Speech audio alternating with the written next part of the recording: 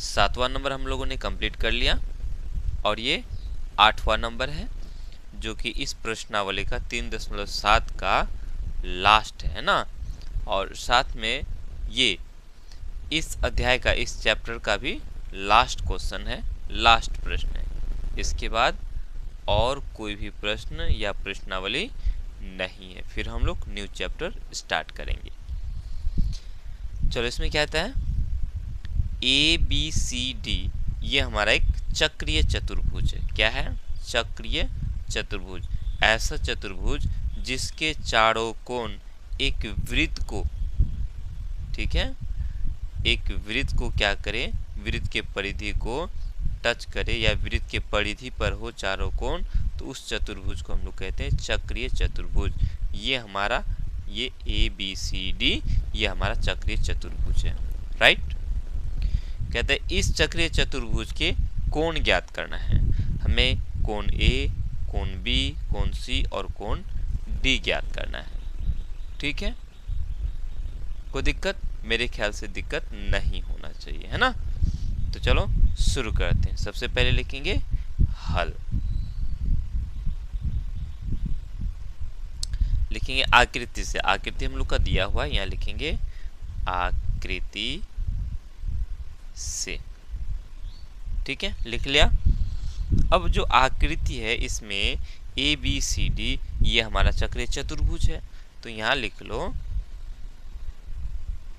चूंकि ABCD एक चक्रीय चतुर्भुज है। क्या है? चक्रीय चतुर्भुज। चक्रीय चतुर्भुज, ठीक है।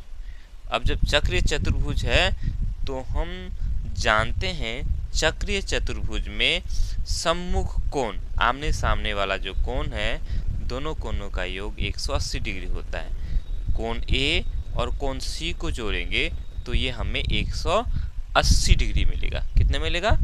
180 डिग्री मिलेगा। ठीक है, यानी कोण A और कोण C को जोड़ेंगे, कोण A कोण C को जोड़ेंगे तो 180 डिग्री मिलेगा। वहीं कोण B और कोण D को जोड़ेंगे तो 180 डिग्री मिलेगा। ठीक है, ये हमारा 180 डिग्री हो जाएगा। क्लियर? एक काम करते, पहले हम लोग इसी को आगे बढ़ा देते, फिर नेक्स्ट अगले बार में B और D को जोड़ करके हम लोग आगे बढ़ा लेंगे। ठीक है, ठीक। या चूंकि यहाँ बराबर है इसलिए हमें यहाँ या लगाना है। कोण A, कोण A हमारा क्या है? 4y जोड़ 20 है। 4y जोड़ 20, कोण A की जगह हमने 4y जोड़ 20, क्योंकि कोण A बराबर 4y जोड़ 20 यहाँ दिया हुआ है ना। क्लियर? चलो आगे बढ़ते हैं। अब हम देखें कोण C, तो कोण C कितना है? कोण C हमारा घटा 4x है ना। तो हम कोण C की जगह घटा 4x लिखेंगे बराबर 180 डिग्री। कोई दिक्कत? इसी को आगे बढ़ा लेते हैं। हम क्या करेंगे, x वाले को रहने दो, इस 20 को उधर लेके चले जाओ। ठीक है, कोई दिक्कत? तो यहाँ क्या हो जाएगा?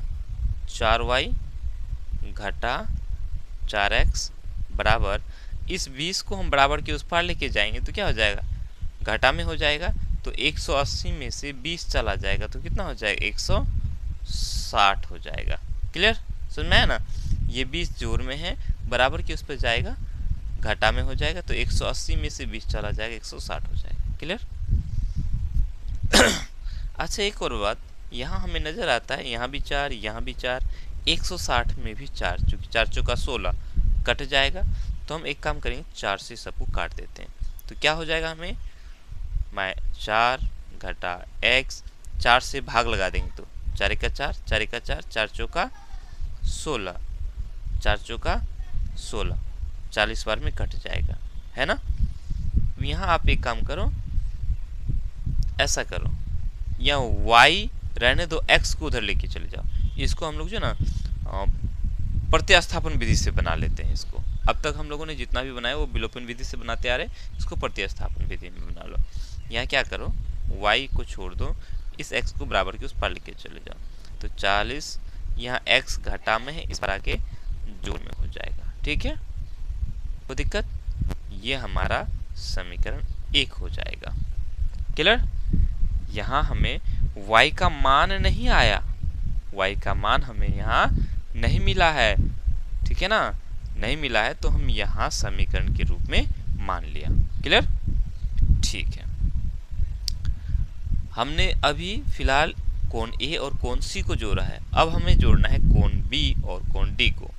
तो यहाँ लिखेंगे तथा कोण B जोड़ कोण D, दोनों को जोड़ेंगे तो ये भी हमें 180 डिग्री मिलेगा, है ना। ठीक है, अब यहाँ से हम लेंगे कोण B। कोण B हमारा क्या है, 3y घटा 5 है। तो कोण B के जगह हम लिखेंगे 3y घटा 5। ठीक, उसके बाद कोण D के जगह हम लोग ये लिखेंगे। ठीक है, कोण D के जगह है घटा 7x जोड़ 5। चूंकि जोड़ रहे हैं तो इनके चिन्हों पर कोई असर नहीं पड़ेगा, तो जैसा है लिख लो, घटा 7x जोड़ 5 बराबर 180 डिग्री। क्लियर यहाँ तक? चलो, अब यहाँ तक जब क्लियर हो गया तो आगे बढ़ाएंगे इसको। ये 5 घटा में और ये 5 जोड़ में, तो ये दोनों कैंसिल हो जाएगा। तो यहाँ क्या बच जाएगा, 3y घटा 7x बराबर 180। अब इसको हम आगे नहीं बढ़ाएंगे, इसको हम समीकरण 2 मान लेंगे। ठीक है, इतना मान लिया। चलो भाई, इतना हम लोगों ने मान लिया। अब हमने क्या करना है, इस समीकरण 1 को समीकरण 2 में प्रतिस्थापित कर देंगे। ठीक है, समीकरण 1 को 2 में प्रतिस्थापित